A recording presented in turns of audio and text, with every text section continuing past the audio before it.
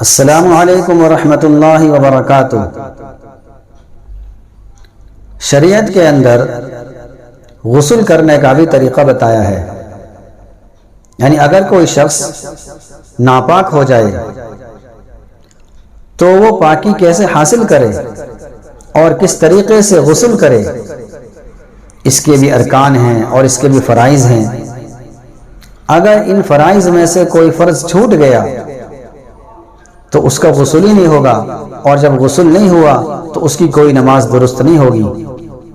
ہمارے بہت سارے بھائی ایسے ہیں جن کو یہی پتہ نہیں کہ غسل کے اندر کتنے فرض ہیں۔ جب ان کو اتنا پتہ نہیں ہے تو وہ غسل کیسے کرتے ہوں گے؟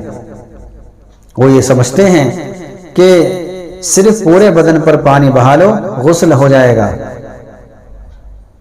چونکہ دینداری ہے ہی نہیں اور نہ ہی دین سیکھنے کی فکر ہے، اور نمازوں کے بھی لالے پڑے ہوئے ہیں کہ نمازوں کا بھی اہتمام نہیں، کبھی جی میں آیا تو نماز پڑھ لی اور کبھی جی میں آیا تو نماز چھوڑ دی۔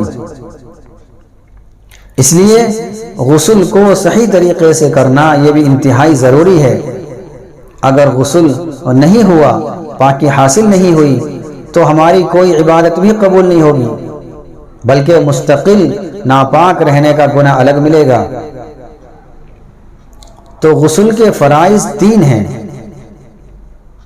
نمبر 1 منہ بھر کے کلی کرنا، نمبر 2 ناک میں پانی ڈالنا اور ناک کی نرم ہڈی تک پانی پہنچانا، اور تیسرا نمبر ہے پورے بدن پر پانی بہا دینا، اتنا پانی بہا دینا کہ بال برابر بھی کوئی حصہ سوکھا نہ رہ جائے، یعنی مل مل کر اپنے بدن کو دھوئے۔ اگر کوئی حصہ سوکھا رہ گیا تو اس کا غسل نہیں ہوگا۔ بعض مرتبہ ایسا ہوتا ہے کہ غسل کے فرائض یاد ہیں اور غسل کا اہتمام، اور جب آدمی غسل کرتا ہے تو ان فرائض کا اہتمام بھی کرتا ہے، ان فرائض پر عمل کرتا ہے، لیکن کبھی کبھی ایسا ہوتا ہے کہ بھولے سے کلی کرنا رہ گیا اور کلی کرنا بھول گیا۔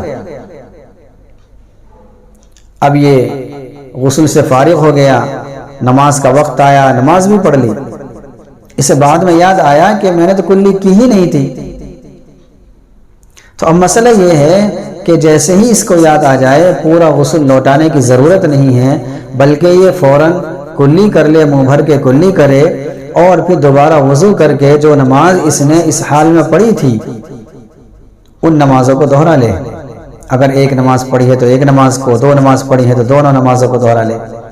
اس لیے ہم سب کو چاہیے کہ ہم ان تمام باتوں پر عمل کریں اور غسل کو صحیح طریقے سے کرنے کی ہم کوشش کریں اور سیکھیں۔ السلام علیکم ورحمۃ اللہ وبرکاتہ۔